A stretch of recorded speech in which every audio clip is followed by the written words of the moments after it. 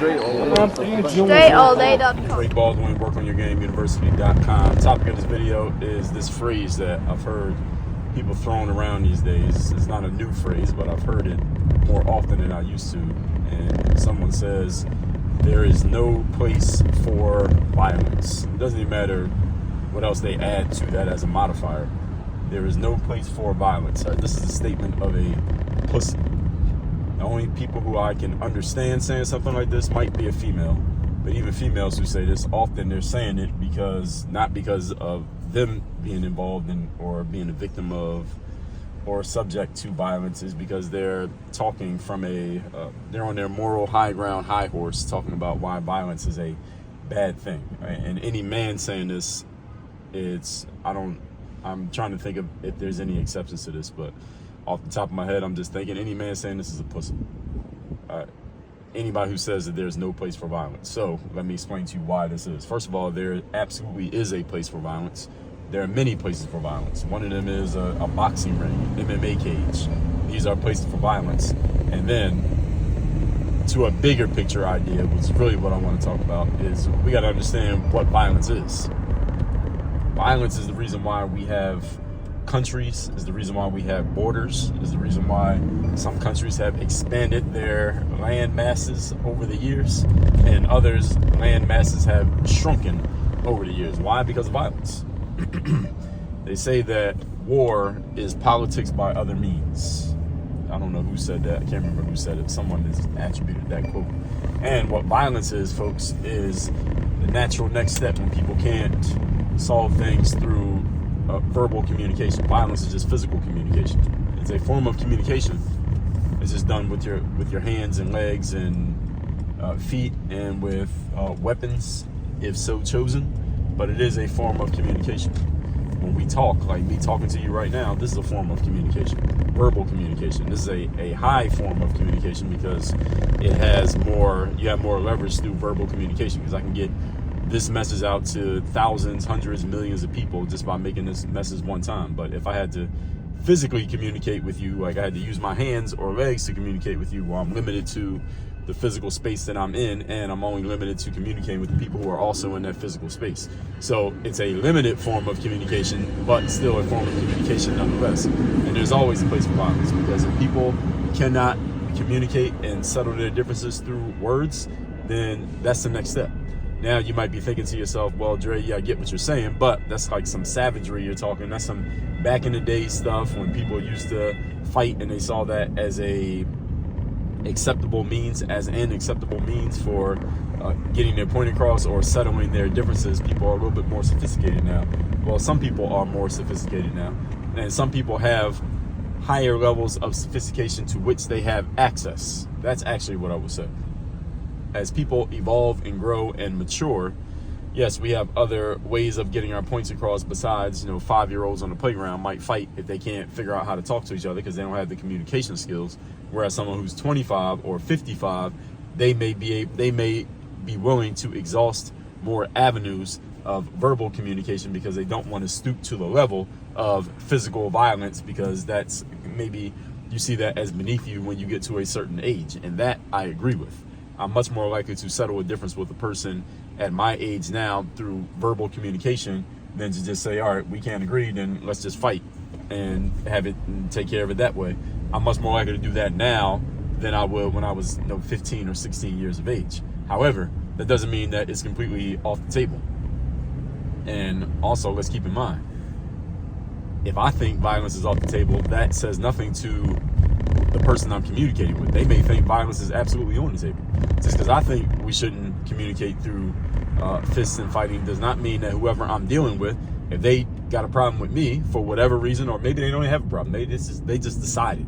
Like I'm driving right now. If I pull up next stoplight or stop sign I pull up at, if someone decides that they want to physically get violent with me, I don't have a say in whether they make that choice or not. Now, I do have a say in how I respond to it, but I don't have a say in if they choose to initiate it. And if I'm not willing to defend myself in some way to put them, kind of back them up and keep them from doing whatever they want to do, well, then I'm going to be the victim of whatever they want to do. Now, again, later on, could they possibly face consequences? Can you call the cops? Can other things happen? Can you, sue them or something like that? Sure. But that's not going to stop them from doing what they want to do in that moment if I don't have means for defending myself, means of defending myself. So the whole point here is, and this is also, let me address the females, because I've heard many females say this, that there's no place for violence anywhere. Like, there is absolutely a place for violence, even if you're a female. I'm not saying if you're a female, you should be fist fighting.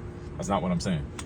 I personally, I don't find it a female who's out in the streets fighting with their hands. I don't find that attractive. And only females who I find attractive who are physically fighting, or maybe if you're a boxer or you're an MMA fighter, that could be attractive. But if you're just going to argue with some bitch at the mall and y'all going to fist fight, that's not attractive to me. Doesn't mean you can't do it. It's just not attractive to me. However, even a female who is not willing to get in a fist fight and never been in one, she should be willing to utilize or leverage violence to protect herself or advance her interests. What do I mean by that? That if you're a woman and you're at the mall and some man approaches you and you're not interested in him and he gets nasty and disrespectful, or he does something he's supposed to do, you may not physically fight him, but you might make a phone call. And a man who is willing to get physical, he comes to defend your honor, and he does what he needs to do to defend you. Now, whether you think that's right or not, I'm talking to the rest of you all. If you think it's right or not for the girl to call her man and not just let it go, or the man to come and beat the girl up, or the man to come and shoot the man, whether you think that's right or wrong is not the point here. The question is it available, and is there a time for it? The answer is yes and yes. It is available, and is there a time for it? Yes, there is. And if you get out of line with another person, you can't tell them what they can and can't do to defend themselves, because you're the one who got out of line. And this is why communication skills are so important in the world that we're in today, because you don't have a say over how another person takes your communication. You communicate with a person in a way that they deem reckless, they have a right to respond however they want. Now, you may not like it. You may be able to counter respond to their response, but that doesn't stop them from responding. If somebody decides to punch you in your face because they don't like what you said, you may be able to retaliate to them punching you in the face. Maybe you can call the cops, maybe you can shoot them, maybe you can punch them back, but that doesn't stop them from punching you in the face. So to say that there's no place for violence anywhere at any time is nonsense. It's factually untrue, logically untrue, and just in the big scope of the world, spiritually, in the spirit of the saying, it is untrue. Because there is always a place and is always available, and you cannot control another person's actions. That's why you need to be careful how you communicate with another person, because you have no idea what their line is, what their boundaries are, and what they might do if they feel you are doing something across that boundary. Now, the other question is, well, what if somebody's just nasty, or they're a bully and they're just looking for a problem, and they just make up a reason. They just come up with a pretext to come at you because maybe they don't like your hair, or they just think your shoes are too nice, or they just hating on you because you're pretty, or because you got money, or because you're known, or because the girls like you. So they just start some shit with you for no reason, and they decide to just get violent with you for no reason. You didn't do anything to them. What about those people? The answer to that is you need to be prepared to use violence. That's why I'm talking about this. You need to be prepared to use violence if and when necessary, even though you're not out there looking for violence. You're not starting it. You won't, as the saying goes, you don't have to start fights, but you need to be able to end them. Because if you're not capable of ending a fight and people understand that, well, somebody who has a nasty attitude might just start some shit with you just because they know they can get away with it. And if you ain't willing to do nothing and you can't do anything, you're not capable or unwilling, well, you're going to get taken advantage of. This is life, folks. This is not preschool. This is not some safe space on some college campus at some liberal university. People can do what they want to do when you go out into the open world. In the open market, people do what they want. You need to be capable of defending yourself so that people who are nasty, the savages, the wolves out there, they see you as someone who is capable of being a wolf, therefore they'll leave you alone. Now, if they see you as a sheep who's incapable of being a wolf, you get taken advantage of. You'll get eaten. That's what happens. That's what happens when you let wolves into the yard where the sheep are, because none of the sheep can fight the wolf. But if you let wolves in there and there's some wolves defending the sheep, then the wolves will probably turn around and go find an easier target. That's the way life works, in case any of you didn't know. So with all that said, folks, work on your game university. That's how you get yourself to be a wolf when it comes to your mindset, when it comes to your game planning, when it comes to your executions, and when it comes to making sure things are actually getting done, your performance and your implementation in your business and in your life. WorkOnYourGameUniversity.com. You can work with me directly right there. Link down in the description. Work on your game. Dre all day.